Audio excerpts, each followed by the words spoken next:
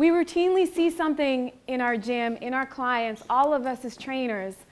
We see somebody, they come in, they work hard, they're hitting the workouts with a good amount of intensity, they're consistent, they make gains, they make gains, they make gains, they plateau, they regress. What's going on there is something that we call failure to thrive. And what that is, it's a nutrition-related issue. It's a diet-related issue. If you're working out without eating right, you will not get the results of this program. You will get half of the results, and in fact, we'll say you will not really survive and you definitely will not thrive in this program without eating properly. Greg developed this nifty little pyramid here. And at the bottom of it, we've got nutrition. Then Metcon, gymnastics, weightlifting and throwing, and sport. And what he calls this is it's the theoretical hierarchy of the development of an athlete. Now, you don't really have to remember much about this, except the whole idea is that each level builds on the level below it. And that the foundation of this is this. If your nutrition sucks, these things will not be where they could be if it were more solid. What I want to get you guys thinking about is food as a drug. And what is food?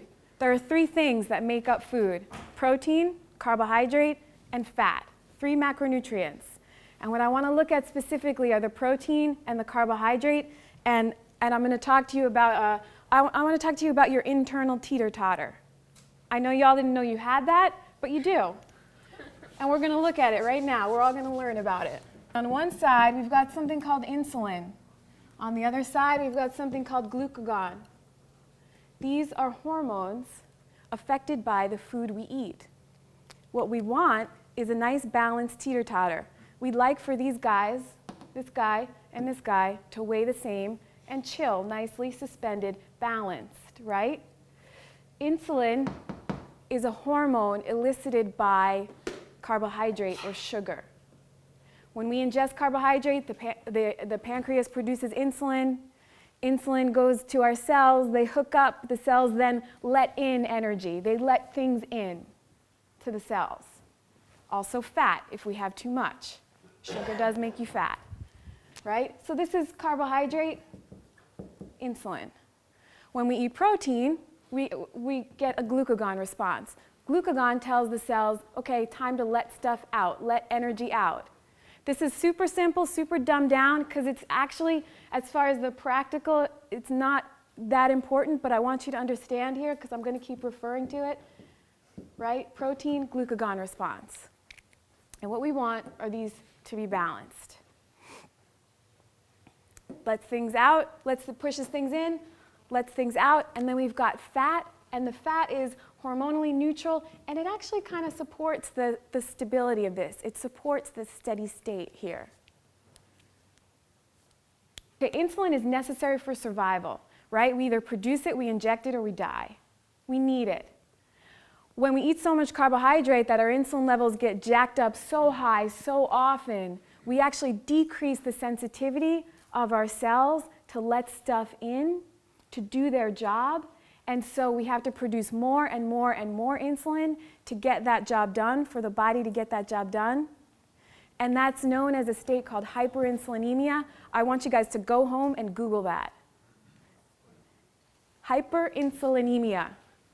And all I'm going to say about this, hyperinsulinemia, what it is, chronically elevated levels of insulin wreak havoc with your health. Never mind your fitness, your wellness, right? Where, you know that thing that Kelly showed you, where we had sick, fit, and well? You're not even close to here. You're here and you're going down, hard and fast. You gotta watch your carb intake. You gotta keep this balance here. Okay. So, what we want is a balanced diet. Great. How do we do that? It's really, really simple. Okay? Meats and vegetables, nuts and seeds, some fruit, little starch, no sugar will get you a pass for metabolic derangement. You won't get sick on that diet. You can also think of it as the perimeter of the grocery store diet. That's where all your fruits and vegetables are. That's where all your fresh meats are. Just think about it. If you can't go outside and harvest it or kill it and eat it in an hour, it's really not that good for you. If it's got a food label on it, you're not sure what's in it. If cockroaches won't eat it, like Twinkies, you probably shouldn't either. It comes in a box. And that will keep you from getting sick. You know, stick pretty close to this, and you're pretty good to go.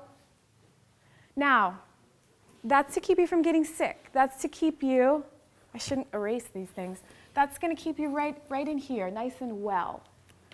Now, you will not optimize your performance without paying attention to quantity.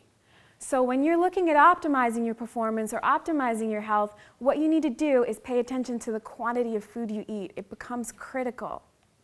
To optimize performance, you need to know exactly what you're putting in your body, exactly how much of it, and exactly the results that you're getting out. So I'm going to show you guys, I want to look at another continuum, right? Because that said, what we've got here, wow, it looks like a big loaf of bread. But let's say, enjoy it now. What we've got here is the paleo diet, and I'm actually going to put over here, I'm going to put a zone paleo on this end.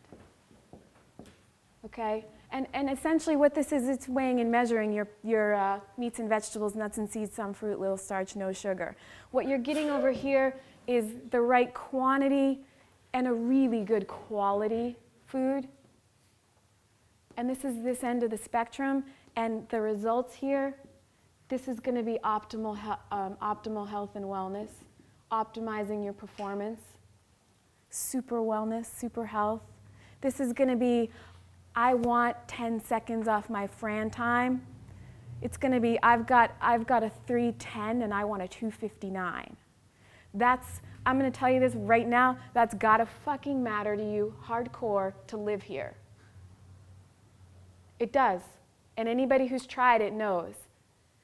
It's simple, it's not easy, and the benefit of shaving seconds off your performance really has to matter to you in order to stay and live here.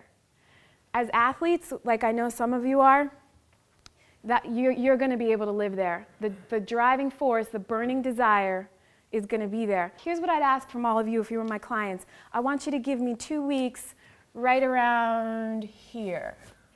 I want you to give me 2 weeks of weighing and measuring your food. And you can eat any food you want.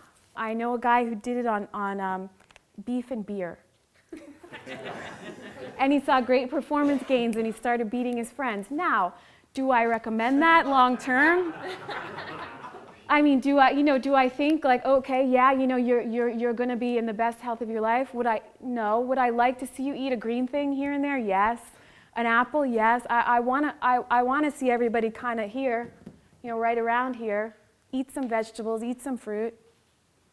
Nice, good quality proteins. But what I'm saying here is quantity is paramount. And what I want from my clients is to give me 2 weeks, come hell or high water, weighing and measuring their food. I want them to get a block prescription from me, which all that is, and I hate the funky language, but it's an easy way to talk about it. It's a common language we can share. I want you to get a block prescription. All that means is how much food do you eat in a day? That's it. How much food do you get? And it's based on your lean body mass and your activity level. I don't want to feed the fat. I want to feed the muscle. I want to feed the things that are essential functioning things, and I want to know how active you are, and I'm going to feed that. And the results you're going to get are amazing. And I ask people for 2 weeks, 2-week commitment. Do it and do it right. Don't fuck around and see what happens. And if you don't like it, Go back to eating how you were eating. Go try something else. The cool thing about this is you don't have to take anybody's word for it. You can try it, just like the workouts. You can find out, does it work for me or doesn't it? Is she full of shit or isn't she? Is she getting paid by the zone guys on the side or isn't she? You know, or is there really something here? It's like if somebody tells you about the Grand Canyon, if somebody tells you what it's like to climb Mount Rainier, and you just hear about it, but you never go there, and they're telling you, I swear to God, man, it's going to change your life. I have to see the Grand Canyon. I have to climb Mount Rainier. I have to do these things before I die. You guys have to fuck with your diets before you die. Can you really get more pull-ups by doing this for 2-3 weeks? Yes. Do we see our best athletes? Are they doing this? Yes. We recommend it because it works. And again, you don't have to take my word for it, and that's the coolest part. The thing I noticed when I figure out my protein block requirements on the zone, and then I add up all the calories that I'm eating throughout the day, it ends up being a lot less calories than what I typically thought. Yeah, there's something to be said for caloric restriction, and it is a calorically restricted diet. And I will tell you this, you will be amazed on the calories that you thrive on. We overeat. We overeat, and because of that, we feel like shit. It's like a fire. You know, if you put the right amount of fuel in that fire, and it's going to burn, and it's going to burn hot. If you overfill it, if you load too much on there, it's going to smolder, and it's going to burn out, and it's the same with the amount of food. There's an optimum quantity. And you want to find that. And it is so cool. You hum in these workouts. You hum in your life. And I'm telling you, that spot it's an elite spot. It's a spot where performance matters and where you're in this ready state and you just feel fucking good, really, really good. And I want for everyone to feel that.